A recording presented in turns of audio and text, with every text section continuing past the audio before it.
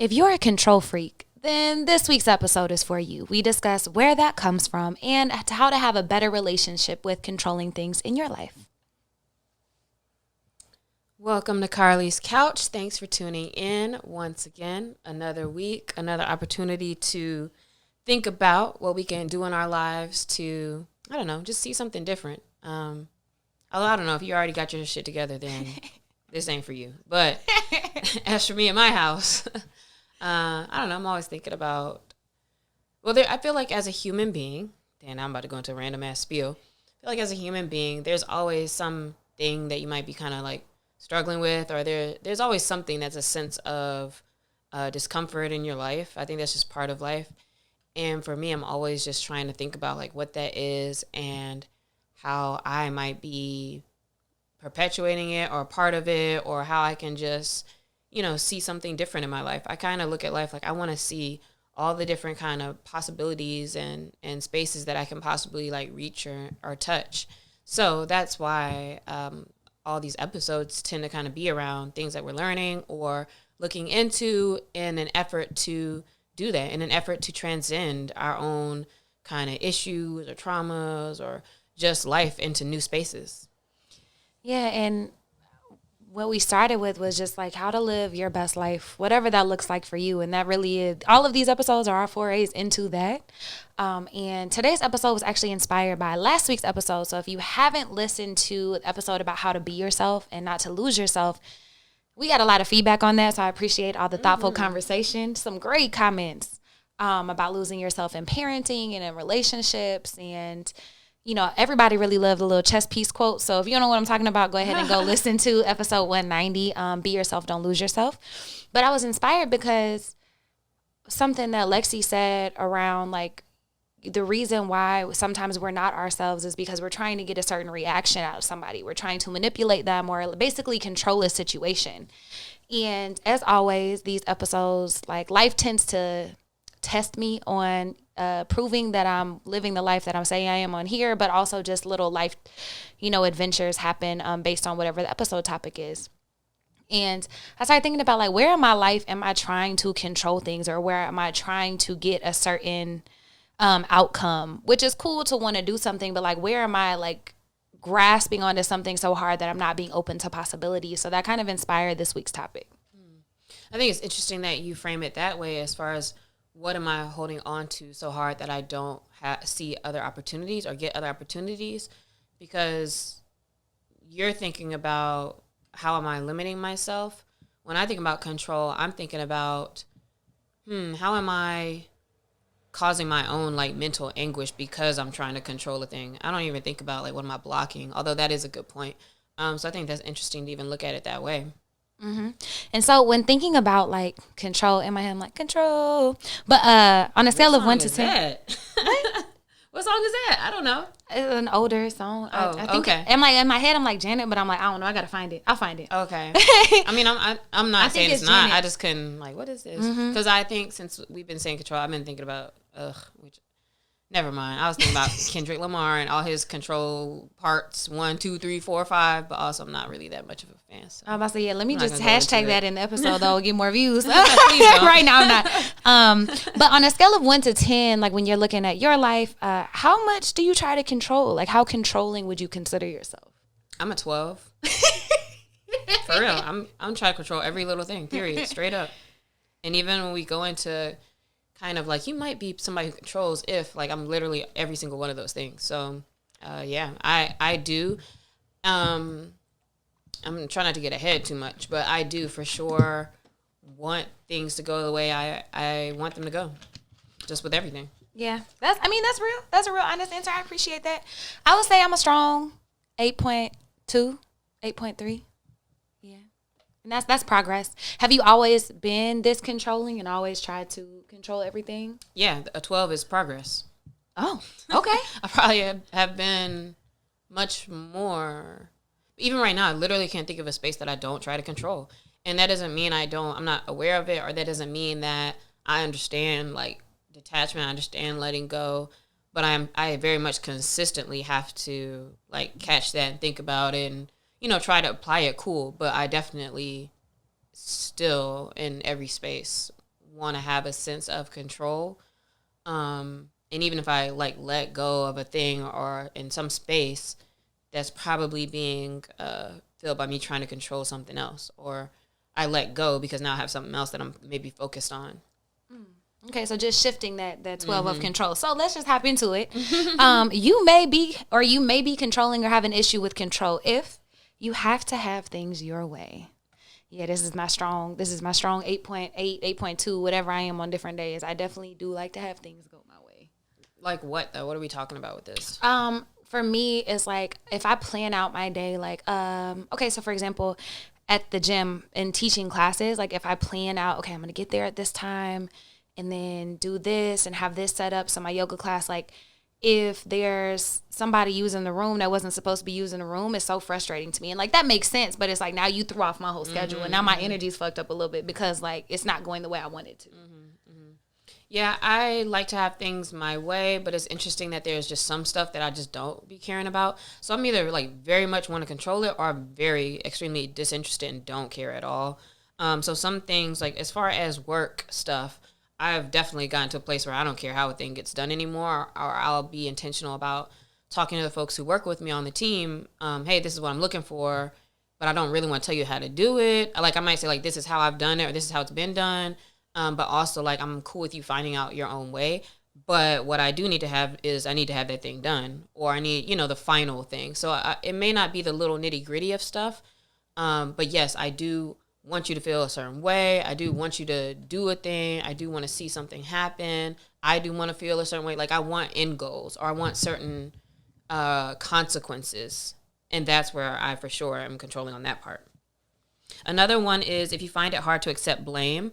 So if you're getting arguments and you tend to be defensive, if you refuse to back down, and part of that also comes from a space of like, you probably believe, if you're a control freak, you probably believe that your success comes from you. So like when you see people talk about how, like I did this myself, or like I can't depend on other people or whatever, it's not even that you can't depend on other people or that you did anything yourself, but you feel like everything is under your control and therefore everything is because of what you've done.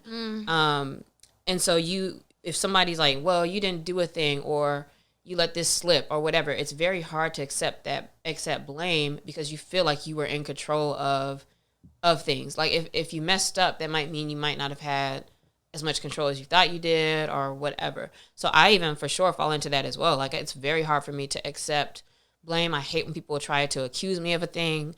Especially when it's real like black and white, because I'll be like, well, that may have happened, but I wasn't trying to do that or whatever. It's hard for me to take responsibility sometimes.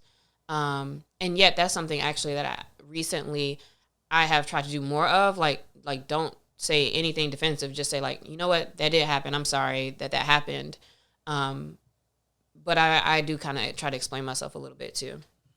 Yeah, I definitely have some defensive tendencies around that. Another thing that would demonstrate you have an issue with control is you think you're the main character of everything and that you need attention at all times. It's kind of like you think everything is about you. You try to make everything about you and feel like, yeah, like everything that everybody does is for you where it should be. No issues with that? Not really. I just noticed in my head, like a while ago, like when I first started therapy, one of the things that has really stuck with me and I think helps me do that is, that and the 4 agreements. It's like, don't take anything personal. But also, she would be like, take yourself off the stage. Like, take yourself off the stage. Nobody's like looking at you or thinking about you as much as you think they are. And anytime you try to make it about you, like you need to like check in with yourself and look at your own reactions and like really what you're trying to get from a situation. Oh, I see. So you're talking about like situations happening out of your control. You're still trying to make it revolve around you. Mm-hmm. Okay. So for me, I definitely think I'm the main character, and I do want attention at all times.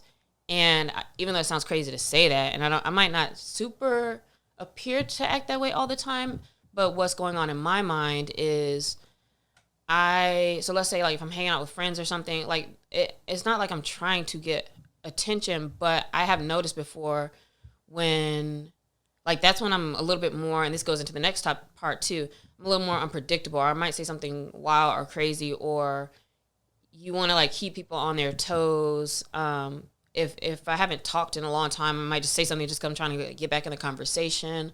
I do want, people have told me like that I am kind of flirty, but there's obviously the times you don't want attention, right? Like when you're out and about, you might be more chill or whatever. But I like the idea that I'm getting attention as long as I can control, like, all right, I could stop that, or I don't have to engage it or whatever, but I wouldn't want to feel like completely overlooked in a space. And my version of this doesn't have anything to do with like trying to make everything about me. Only maybe certain times in specific, like, more intimate, like maybe spaces. But in general, it's like, not that. I just like, all right, guys, remember I'm here. Like, I do weird things or stuff that I think does like take that back around, even though I'm not really thinking about it like that in the moment. So for sure. That's interesting. I didn't take it like that at all. I mean, I think most people don't want to be overlooked or don't want to be seen or things like that. I think that's why in my head I didn't take that the same way. But I see how that could be like a controlling tactic. Yeah, like I might, I wouldn't, depending on the flow of like what's going on, I'm different in different circumstances, kind of like where if I'm at dinner, like I might be more extra than I may be doing something with you somewhere else, or like I'm different in different spaces because of however that attention that I'm wanting or to engage or I want to show myself as in a certain way or whatever. Like, and not to say that it's all completely like disingenuous or anything either. I notice and recognize how I'm different, or I turn on or off depending on like where I kind of want to be on that attention scale of people engaging me, talking to me, whatever it may be. Yeah, and then I definitely like with your moods being all over, like if you may be controlling, if at one moment you're excited, another moment you're like being real sad, or another moment you're acting different, like if your emotions and your moods are kind of all over the place, that's almost something where it's like you don't want people to be able to know, like be predictable about who you are, what you are. Like you want them to always be like, oh, what's, like that's another way of kind of people paying attention to you. And also it's like, I don't want you to know me. I don't want you to know who I am. I want to be in control of like how you feel in this moment, because right now I'm feeling this, and right now I'm turning to this and then that. So that's kind of controlling behavior as well, where you want everybody else to kind of be moving around how you're feeling and how your mood is. Oh, that's an interesting one. But yeah, definitely. That's huge. Another one is you lie. Yeah, I hadn't thought about it. I was like, yeah, I definitely see that and see that behavior. I've seen it in myself and other people in my life. I'm like, oh, that's interesting. Another one is you lie. Like you try to control other people's sense of reality, whether like manipulating them into feeling a certain way or doing that. And that's kind of the thought, like I said, that sparked this episode. Is like people lying or not being genuine. And I keep asking because I want to know if you have any background or stories to how you feel about that. Oh, man. Yeah. Especially before, the self-work, or I guess in the throes of self-work, which I still am. But like in relationships, when you want people to respond a certain way, it's like, you might not be upset about something. You might make a bigger deal about something, or you might do something for their reaction, like to control it because it bothers them, or it makes them happy, or it makes them feel like you're a good person. Well, that's more like manipulation. Yeah, but lying, I don't really like, in my head, I don't have any situations where I just flat out have lied to control somebody's reality. Yeah, I lie, and I have been a liar, but again, in the way of, literally this is like a subconscious or unconscious thing? Like a subconscious thing, because it'll be way later. Like somebody might call me out or whatever, but it's not till way later I really understand, like, was I lying? Because I'm not trying to lie. I'm just trying to avoid whatever is on the other side of just me being a little more straightforward or a little more honest with myself about how I feel about something. Like a lot of times there's a disconnect between what I even think I think, or who I think I am and what I'm being asked about or whatever. And so it's a lot of those types of things that seem like they're just like little innocent, like, oh, no, it's not that or whatever. But I am lying, and I'm lying because I'm not trying to see a certain reaction, or I'm lying because, no, I'm a good person. And so it's hard to accept whatever somebody might be saying to me or, whatever is going on. That's kind of broad, but definitely like I fall into that for sure as well. Another one is you're not a good team player. I'm not a bad team player though. But it depends on what's going on. If my team is not good, then we got a problem. But that maybe this is like the least amount one for me, because I have grown out of this one, and I'm gonna skip down to one is if you don't delegate, you're probably a control freak, and I know a lot of people like that, where it's just you're like, let me just get this done because I can get it done, the way I need it to be, when I want it to be done, whatever. So not being a team player, not being able to delegate, those are the two spaces for sure that I've got much better, because I just see the benefits of like, please get this off my plate, or please do your part, and that's okay. Yeah, I was about to say, I'm a great team player. I've noticed because I'm really competitive, and so I'm thinking like team sport, stuff like that. But I know before I've manipulated things to make them go my way, because I know how, like, I'm good with people. So I noticed me trying to control in that way, like, oh, let me listen, do this back so I can still get it back to whatever I want it to be. So I've definitely seen that for sure. Another one is that you have trouble maintaining relationships. Control freaks repel people with demands and unsolicited, like nagging or advice, or trying to push people into doing things that you want them to do. Hello, me and my mother.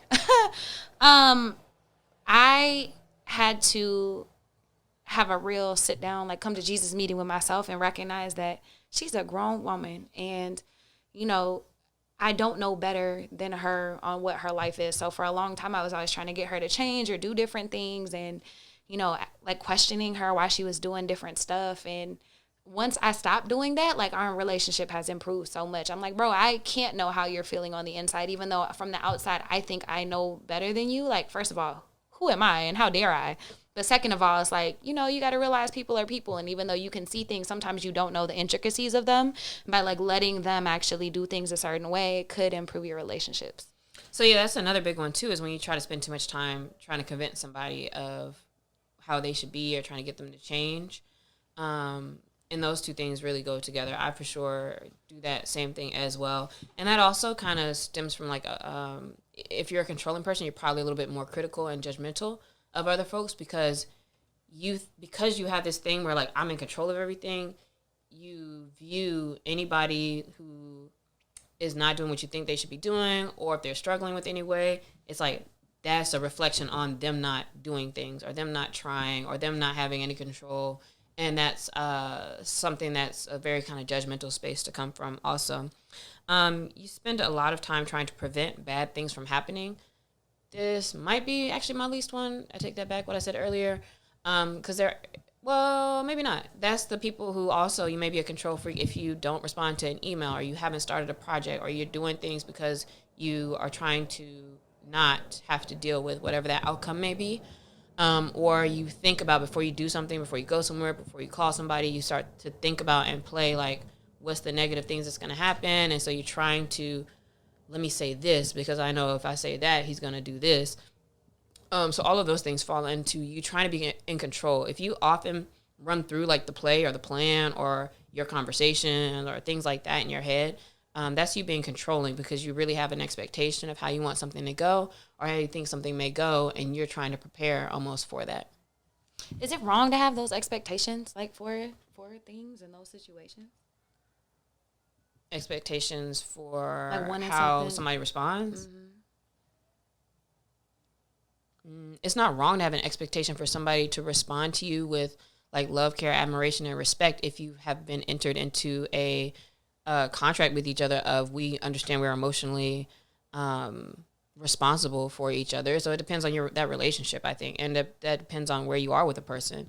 If you're not in a certain space with a person where, yes, you do expect a certain level of them listening or them caring or whatever, so I think it would just depend on your relationship. Sometimes we might be putting too much expectation on that person or a conversation or something happening, and there is not all of that foundation there either. So in which case, that's where it's like we're trying to control something that has not really been established in that way. So I think it depends on the relationship. I think that's an important aside. Like, it's cool to have expectations, but check in with yourself. And the last one is you lack compassion for people who make mistakes, because you have this deep-rooted belief that success stems solely from talent and effort and like people's work that they put into things. And so if somebody is struggling or not doing well, then inherently that's their fault. You see this a lot, like, well, they pulled themselves up by the bootstraps. Like, why didn't you? Like, in my head, I think about that. That's the first thing. But then also, And the one I was mentioning earlier is like, maintaining relationships because you're being judgmental. Like, I think it's even harder when people have addictions or mental health issues or things that you just don't understand. And I feel like a lot of judgment can happen there. I think a lot of times we get scared of what that reflects or may reflect about us. So there's a lot of folks where you may judge them if you see somebody is overweight, if you see somebody who is homeless. It's almost like you're like kind of reflecting that on not doing the things or like what things could, like you'll never be in that space because you can control that. But what it does is it shows kind of a lack of compassion, and you're kind of jumping over the fact that life happens and things happen sometimes too.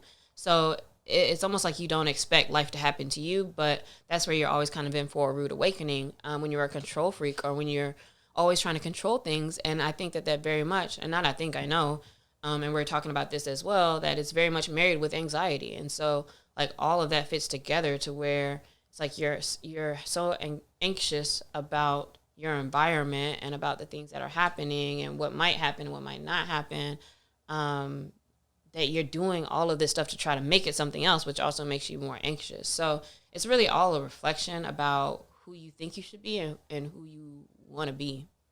Mm-hmm. And I was just about to ask, like, where do you think control comes from? But I think you touched on one of the biggest drivers for it is anxiety. Mm-hmm.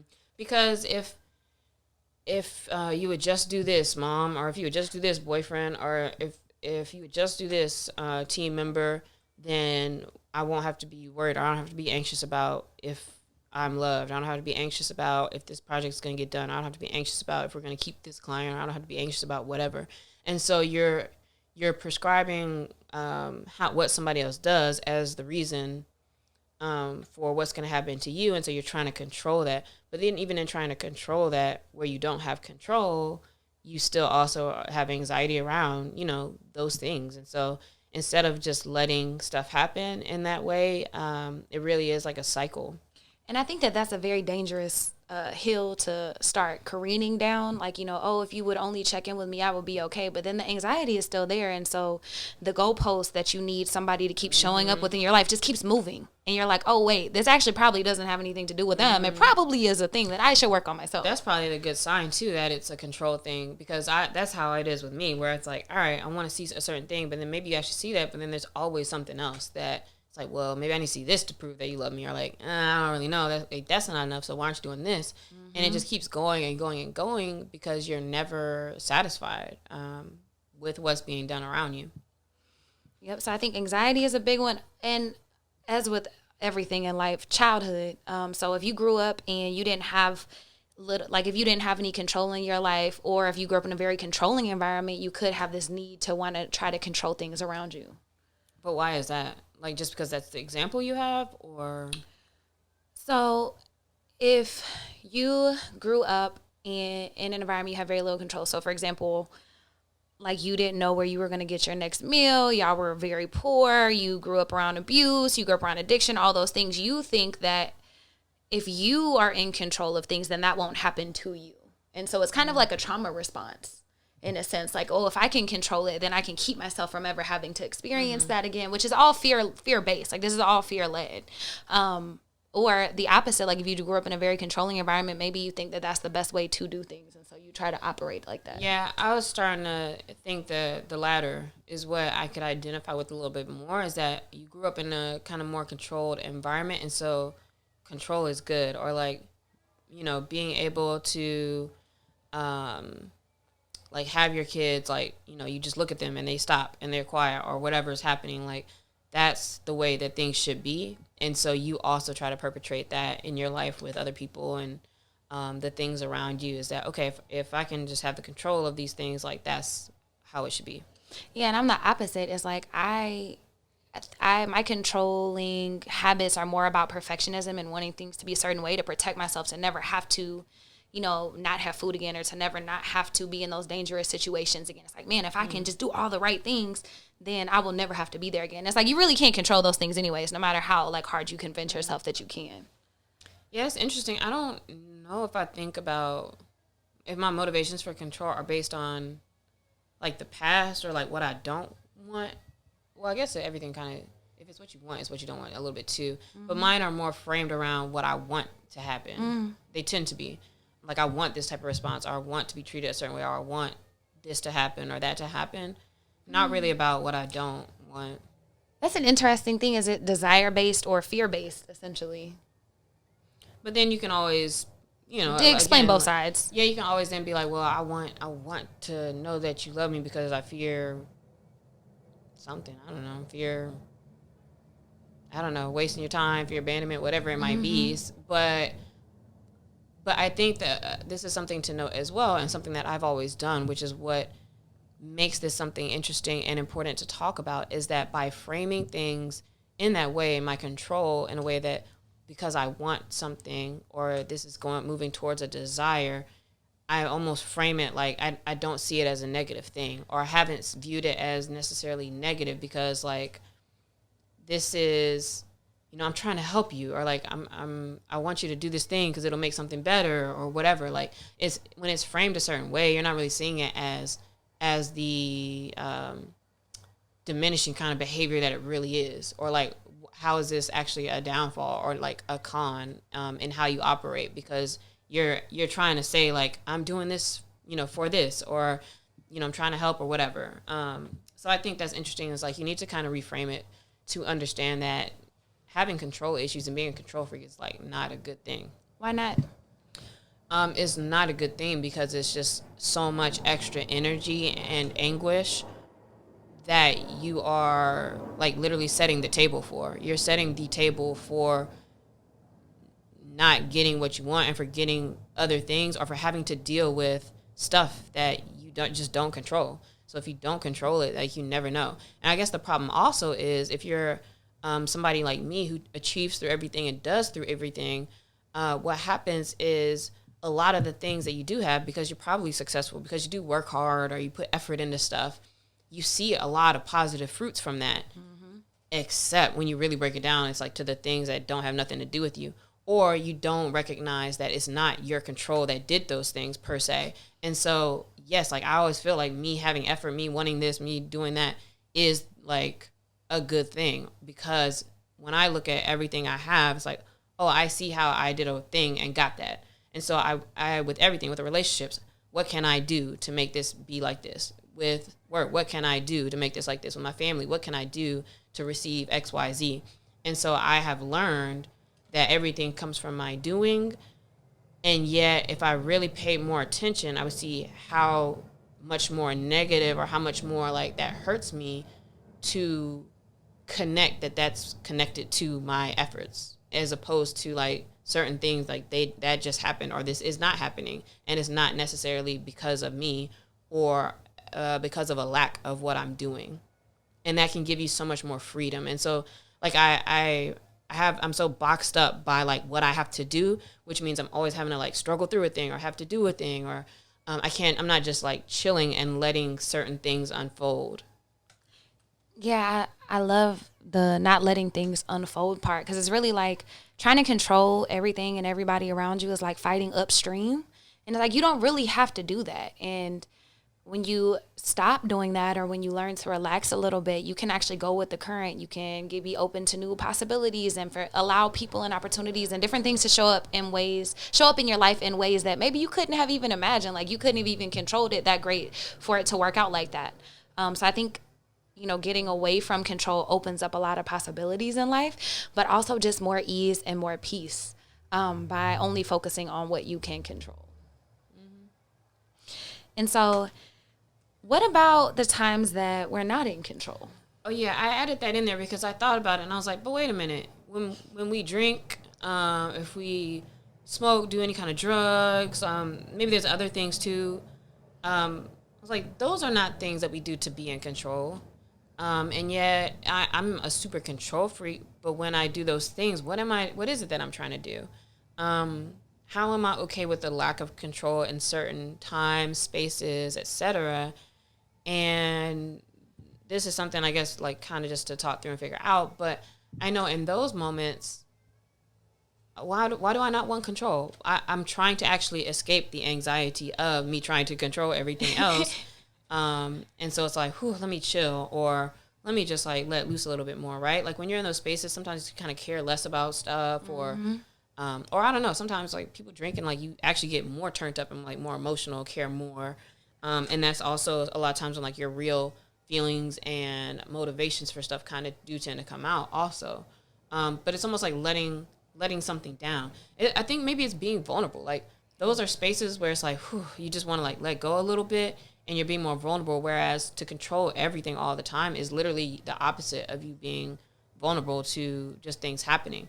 So I don't know, but like I'm okay sometimes like not caring about being in control of my body. So I don't know. What do you think that means? I was gonna say I think it's a respite from the like a break from having to control everything, from all the pressure that comes from that, and then also like letting down those walls. It's a release. It's whenever maybe the only chance where you feel like you can, you know, let loose and be with yourself, and like those are the little breaks that you need to kind of, or you feel you need to kind of get you through everything else.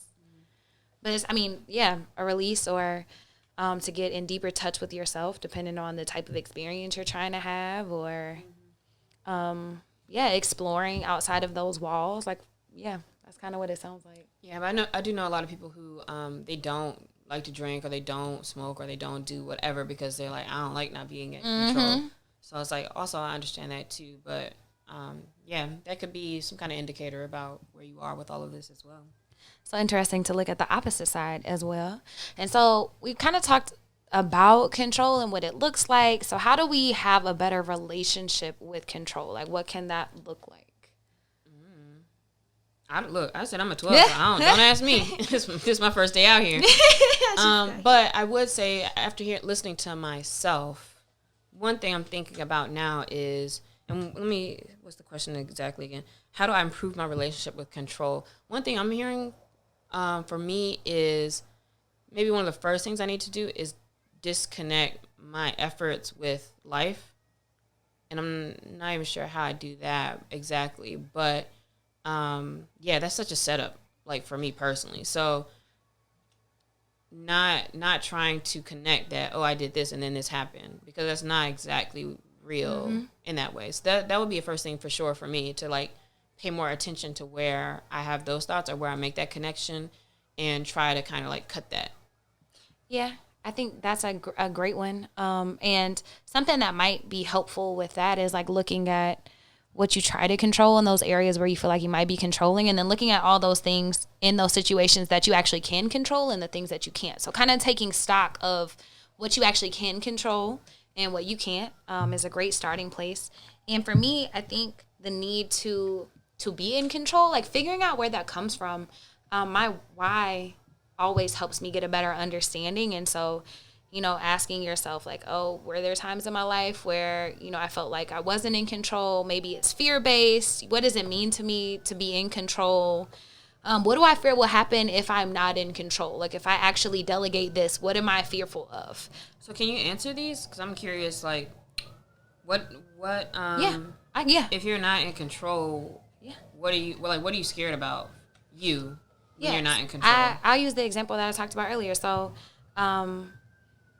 was there a time in my life when where I wasn't in control? Yes, when I was a child and growing up around traumatic situations with that. Okay, well, what is being in control of me? If I'm in control, that means that I can keep myself from ever having to feel like that again, from being scared like that, from all the hurt and the emotions and the darkness and stuff that came with that. And I fear that if I'm not in control, that I might end up in those same situations. And so control gives me, I feel empowered. Like if I know that I can control my circumstances, then I feel empowered and more confident and like I can take care of myself and never end up there. But what it takes away from me is another question to ask. Like, what is being in control take away from you? It takes away the possibilities of what life could look like if I didn't put the pressure on myself to always have to be in control of every situation. I think, man, even more than that, taking away the possibilities, because that's really where you keep focusing. So that may be like a really big thing for you. But I think that what control takes away, also outside of like, oh, what I could be missing, it just literally takes away your peace of mind. Like, I think that's the biggest thing, or for me, or for my brand of being a control freak. Like, it takes away your peace of mind because you're consistently worried about other people and what everything is doing. It's like I'm always taking stock of like what's going on with all this different people, these situations, these things, and you just can't relax. Like, you're not relaxing, you're not being still, you're not focused on yourself. Like, I just think that's the hugest thing. Is just, I don't know, it's such a waste of energy. Yeah. And you know, like when you're, especially when it's about somebody else or something, and like you're just really like in a rabbit hole, you're really like thinking, overthinking, and being over responsible, perhaps, all those things, and it's just like, oh, I could be spending this time doing something else. Man, so many things. I could have built a pyramid with all the overthinking that I have done in my life so far. And then this other one is kind of cool. This next way to kind of work on your relationship with control. So I took this class at USC when I was getting my MBA, and it was fostering creativity. And it was like ways to, foster creativity in your life, which is really funny whenever you get a bunch of like quant and business minded like people in this room. And then the teacher comes in and makes, shout out to Joe Priester.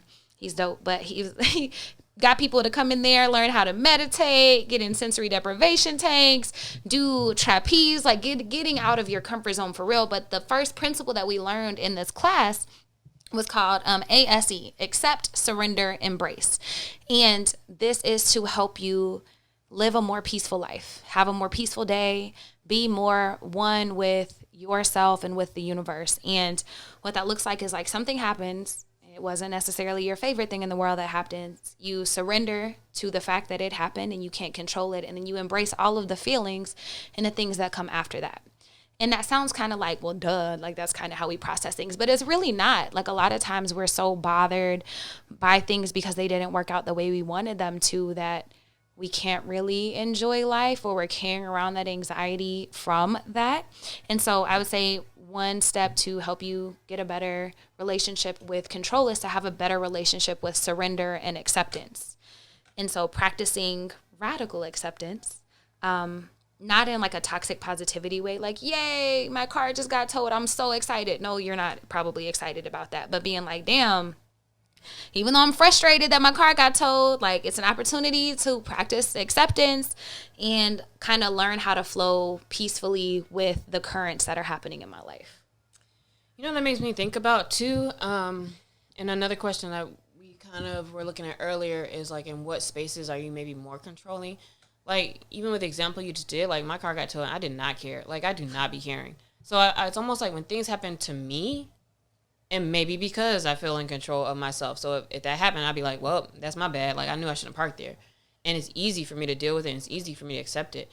And yet, when it's something with other people, then that's completely like, I cannot control that. And I can't accept it. But my own things, it's like, I accept. And maybe, I think I've always thought of that as a good thing. Maybe that's still like controlling. But at least I'm taking like responsibility of like, I did this, so this happened. But with other people, I feel like this is not linear at all. I mean, you might have more to that, like, because you can say accept, surrender, embrace. I'm like, okay, so what does that like actually even mean to do also? Because there, logically, we may get to a space. I'm always in this space of like, I know logically, like, yes, I accept this is what's really going on. This happened. And yet you can still a week later be like, upset or sad, or, man, I wish they would like call me or whatever is happening. And it goes back and forth, back and forth. And I don't know, maybe it's a time thing, or maybe you consistently like kind of catch yourself and embrace it when you feel it, which probably maybe that's what this looks like. But yeah, it's so hard for me to accept other people not doing things that I want them to do. But my own stuff, I'd be like, I'm so like, whatever, I do not care. When bad things happen or whatever, a lot of times I just do not care. Yeah, my biggest rub with other people, my need to control, is definitely in like my special person relationship that we've talked about all the time. Like that's where I find myself like off kilter the most out of everything else. But I think to your point, is not like not having those emotions and not being frustrated, maybe not wanting something to be different, but like accepting that you have those emotions and accepting that you're learning to surrender to the fact that people are not going to always bow down to your will and do things exactly the way you want them to do. And so maybe, a practice can start with like learning to let go of little things that bother you with people, So, for example, like, oh, if somebody loads the dishwasher a different way than you, or maybe folds towels, and those seem menial, but sometimes those things really are bothersome. It's like starting maybe to learn how to accept and surrender to the smaller things first. And I would also say, I do agree with that, but I would also say that we have to be honest about what's hurting you. So for me, it's not that, it's not about you not doing the thing. It's about what I'm telling myself that says about me. Mm-hmm. So like, if you wouldn't do this, or even it could be as simple as like keeping your house clean. If you're like my partner and I'm like, man, why is it always so dirty in here? Like, can you clean this down? And some people just don't do stuff the same way as you. And for them to not do a thing, or for them to not do what I would like for them to do, why am I telling myself that, oh, that means they don't respect me, or they don't care about me because they're not doing what I want them to do, or they're not paying attention to what matters to me, or whatever, right? And that maybe goes back to what you're saying about centering stuff around you on center stage as well. But I think that's a bigger thing that I've had to dissect is why do I care how somebody does something or what they're doing? Is because I'm making that say something about me and about my worth. And so then you got to go back and be like, okay, like, how do I feel that with myself and all that other shit? But I think that's a big thing. Is like really with situations lately, it's like, what am I telling myself that this says about me? Mm-hmm. Everything always comes back to self, and that's huge. We did the Gottman episode, the Gottman Institute on relationships, like the 4 signs that your relationship won't last. And part of that is like someone gets mad because their husband won't take out the trash, but really it makes them feel unseen and unloved, and like their work isn't, appreciated. And so those conversations need to be had. This is in no way saying you shouldn't, talk to your partner about your emotions. But I think the first part is you got to realize that you are making it about yourself, and like really where that's coming from, and, processing it. Hopefully you have a partner that you can process those things with and have like that level of conversation. It ain't always got to be that deep, but sometimes it is that deep. A couple of other ways to get better with surrender and improve your relationship with control. We just talked about managing expectations. There probably could be a whole episode there, but looking at the person, looking at the thing, looking at yourself, checking in with expectations.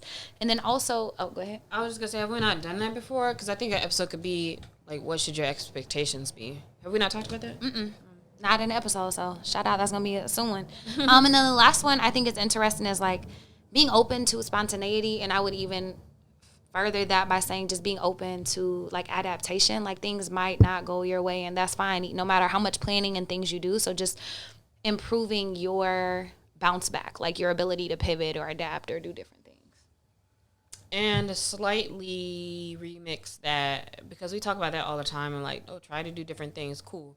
But I think also what that can look like is you want something to happen, like maybe you want somebody to call you, or you may think about like, let me tweet something that might get their attention, or let me say so, when you're trying to overthink and like, let me say something or do something and you're hoping to get a response, whatever. As opposed to saying it like being open to spontaneity, to just not do anything, like to not try to act in certain spaces. Like if even with work stuff, like, okay, I know this, I have a thing due. Also, it is Sunday. Like maybe I should just start tomorrow, Monday. Like it'd be okay. Being open to being like, yeah, I'm not going to do it today. I'll do it tomorrow. Or, man, I really want to hear from somebody. I should say something, or I should do something. No, I'm just not. Like, just being open to not feeling a need to do anything around the situation. Yeah, practicing being still and sitting with yourself. So hopefully that helped you with your relationship with control. Hit us at Carlie's Couch. Let us know your thoughts. How controlling are you? What areas in your life do you notice this? And then what tips, or if any of these stood out to you, to try this week to kind of work on that relationship with surrender and control. Mm-hmm.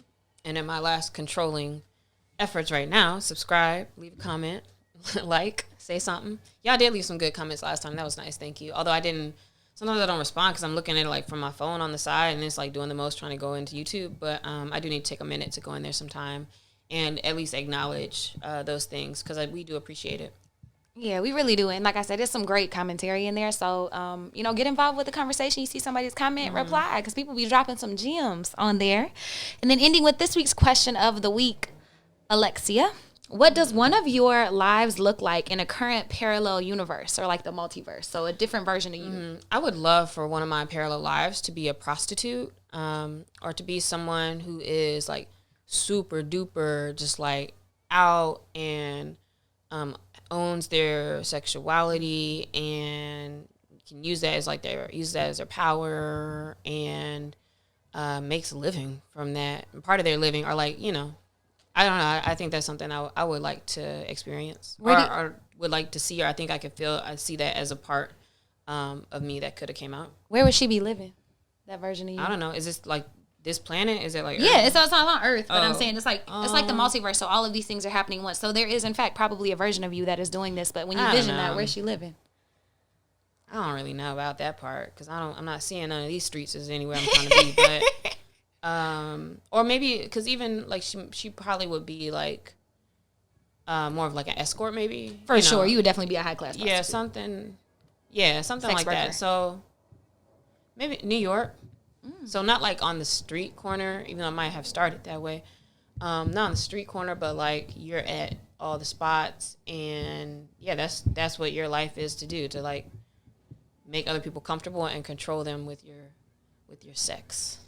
Yo, I feel like she got a penthouse in New York overlooking Central Park. Right. I love that. Okay, mine is I would be kind of like Anthony Bourdain, like a chef who travels and like has a show and, just is always traveling, always trying new things, interacting with new cultures, but in a very respectful way that gives back. Similar, like I said, to Anthony Bourdain. Yeah, that would be me. I'll be a chef and I would be traveling around, enjoying the hell out of life. Now I would say our next question should be, is that another parallel life that you can see, or are we really just answering like what we also wish we could go do, and why aren't we just doing it?